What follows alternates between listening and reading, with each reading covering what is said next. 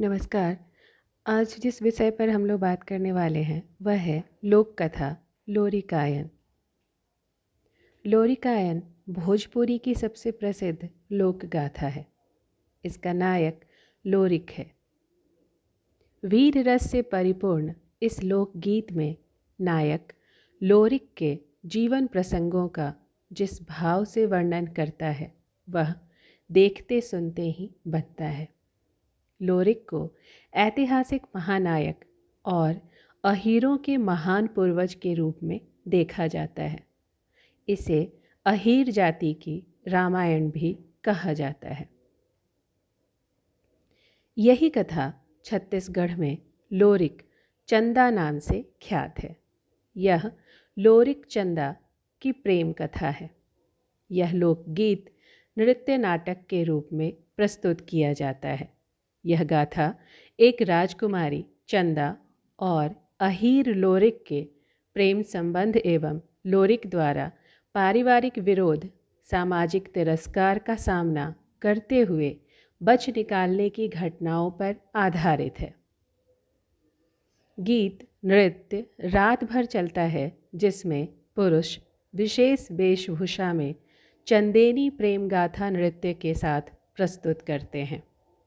नृत्य में टिमकी एवं ढोलक वाद्य यंत्र का उपयोग किया जाता है। सूफी कवि मौलाना दाऊद ने 1379 में प्रथम हिंदी सूफी प्रेम काव्य चंदायन लिखने के लिए लोरिक और चंदा के लोक कथा को चुना था। इनका मानना था कि चंदायन एक दिव्य सत्य है तथा इसकी श्रुतियाँ कुरान की आयतों के समतुल्य है। उत्तर प्रदेश के सोनभद्र जिले की सोन नदी के किनारे खड़ा वीर लोरिक का पत्थर सतयुग की एक प्रेम कथा को अपने में समेटे हुए है।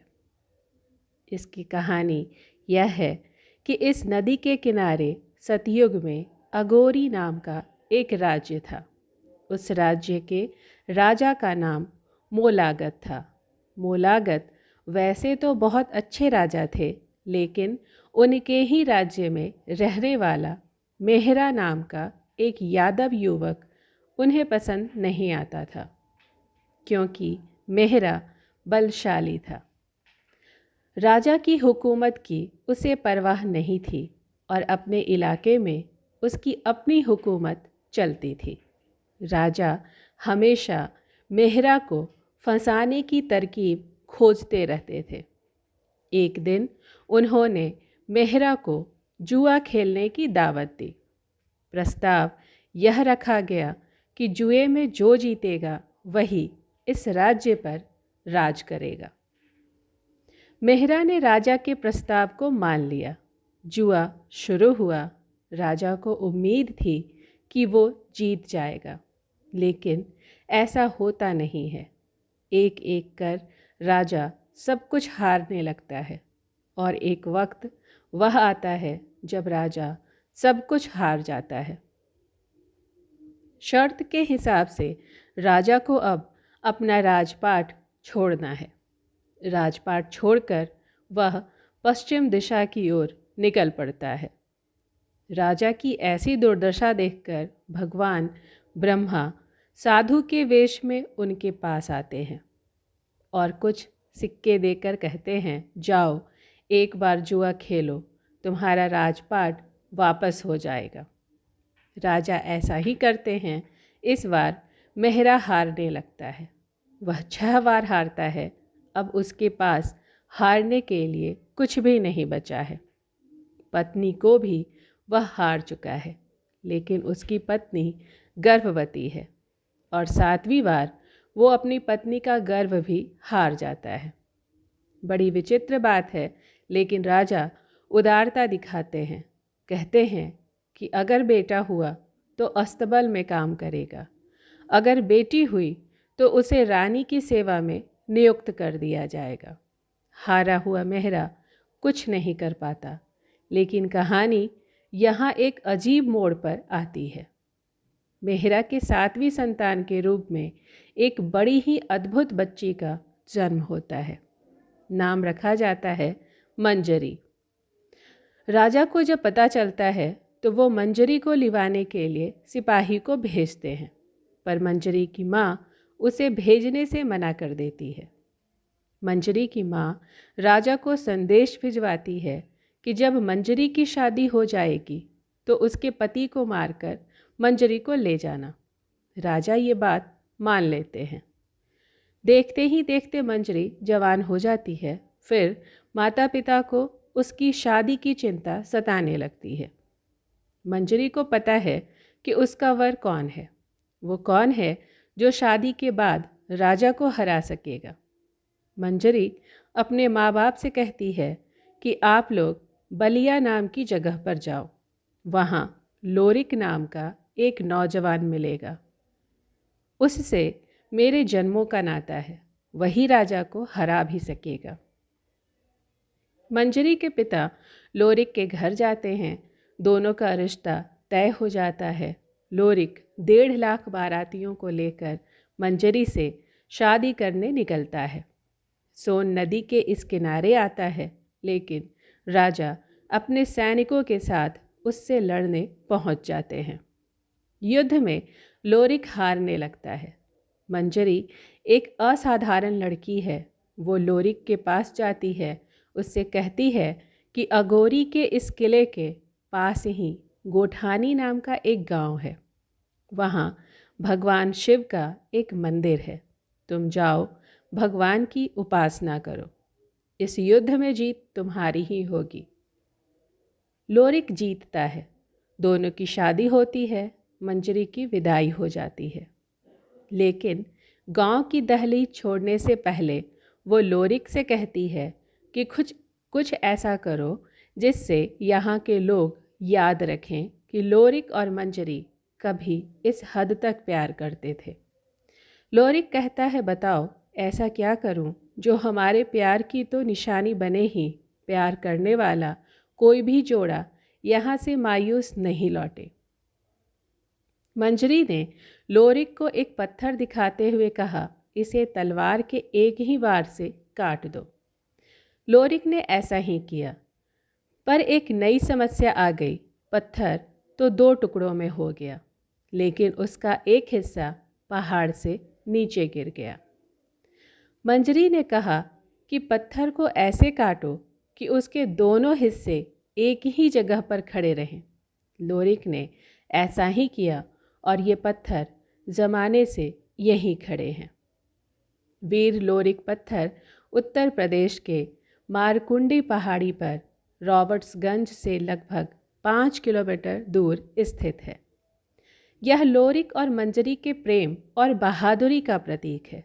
लोक कथा के अनुसार वीर लोरिक ने अपने सच्चे प्यार के सबूत के रूप में एक ही झटके में अपनी तलवार से इस पत्थर को काट दिया था। हर वर्ष यहाँ गोवर्धन पूजा मनाया जाता है। छत्तीसगढ़ में लोरिक चंदा एक प्रसिद्ध लोक नृत्य नाटक है। यह छत्तीसगढ़ की प्रमुख प्रदर्शन कलाओं में से एक है। बालोद जिले में यह लोक नृत्य नाटक विशेष रूप से लोकप्रिय है। इसकी नायिका चंदा राजा महर की लड़की है। राजा ने उसका विवाह एक ऐसे व्यक्ति से कर दिया है जो अक्सर बीमार रहता है। लोरिक एक गाय चराने वाला ग्वाला है। वह बहुत ही सुंदर और बलवान राउत समाज का गौरव है। राजकुमारी चंदा जो बहुत ही सुंदर है, वह लोरिक के बांसुरी वादन से मोहित होकर उससे मन ही मन प्रेम करने लगती है। चंदा जब अपने पति के घर जा रही होती है, तभी एक व्यक्ति बठुआ उसकी इज्जत लूटने की कोशिश करता है। इसी समय लोरिक वहां पहुंच जाता है और चंदा को बचाता है। चंदा इस शादीशुदा व्यक्ति की वीरता पर मुग्ध हो जाती है। चंदा की सुंदरता को देखकर लोरिक भी अपनी सुध-बुध खो बैठता है। दोनों की मेल मुलाकात परवान चढ़ती है। एक दिन लोरिक सामान लेने शहर के बाजार गया हुआ था। राजकुमारी चंदा मन ही मन सोचती है कि उसे किस प्रकार अपने पास बुलाऊं। और इधर बाजार की सारी लड़कियां लोरिक पर मोहित होकर उसे घेरे हुए थी। चंदा ने मालिन बुढ़िया का सहारा लेकर उसे पैसे का लालच देकर लोरिक को बुलाने शहर के बाजार भेज दिया। बुढ़िया लोरिक को बुलाने बाजार जाती है और वहाँ जाकर लोरिक से कहती है कि तुम्हारे दादाजी दूसरी गाय और दूसरा बछड़ा ले आए हैं। मैं इससे बहुत परेशान हूँ। तुम घर चलकर देख लोगे तो बड़ा अच्छा होगा। ऐसा झूठ कहकर वह लोरिक को बुला लेती है। एक दिन दोनों घर से भागने का फैसला कर लेते हैं। विवाहित प्रेमियों के इस फैसले से क्षुब्ध चंदा का पति वीरवावन उन्हें मारने की कोशिश करता है, लेकिन मार नहीं पाता। मार्ग में लोरिक को सांप काट लेता है, लेकिन वह महादेव और पार्वती की कृपा से ठीक हो जाता है। आगे चलकर लोरिक करिंगा के राजा से भी युद्ध करते हुए जीत हासिल करता है। चंदा के साथ सुखपूर्वक जीवन यापन के दौरान एक रोज लोरिक को यह खबर मिलती है कि उसकी पहली पत्नी मंजरी भीख मांगने के कगार पर आ खड़ी हुई है और गायें भी कहीं चली गई हैं। लोरिक पत्नी को बचाने और गायों की खोज के लिए चंदा के साथ वापस अपने गांव आता है। सौतिया डाह की वजह से मंजरी और चंदा के बीच मारपीट होती है। इस मारपीट में मंजरी जीत जाती है। लोरिक यह देखकर दुखी होता है और फिर सब कुछ छोड़कर हमेशा के लिए कहीं चला जाता है। वस्तुतः लोरिक चंदा की गाथा असमानता के बीच समानता पैदा करने की एक जादुई कड़ी के रूप में भी देखी समझी जाती है, क्योंकि नायक यदुवंशी है, गाय चराता है, जबकि नायिका राजा की बेटी है। प्रसिद्ध लोक मर्मज्ञ राम हृदय तिवारी इस गाथा को दो मानवीय प्राणों के प्यार की तलाश की अतृप्त आकांक्षा मानते हैं। लोक गाथाओं पर विशद अध्ययन करने वाले कथाकार रमाकांत श्रीवास्तव कहते हैं कि समाज विवाहित स्त्री और पुरुष के प्रेम प्रसंग को अच्छे नज़रिए से नहीं देखता, लेकिन लोरिक चंदा की गाथा में रूढ़ियाँ टूटती हुई दिखती हैं। इसमें हम विवाहितों के परिपक्व प्रेम से परिचित होते हैं। धन्यवाद।